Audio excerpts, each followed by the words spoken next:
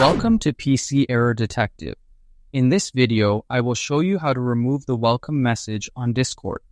Follow the steps carefully and you will be able to remove the welcome message easily. First, open Discord and go to your server where the welcome messages are appearing. Next, click on the server name at the top. Then go to Server Settings.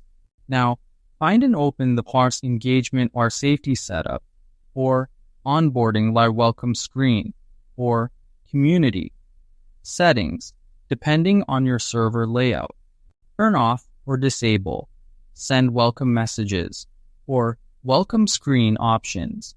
If you are using a bot like Me6 or Carlbot, open the bot panel and disable the Char Welcome Message feature there. Once you turn it off, new members will no longer receive automatic welcome messages.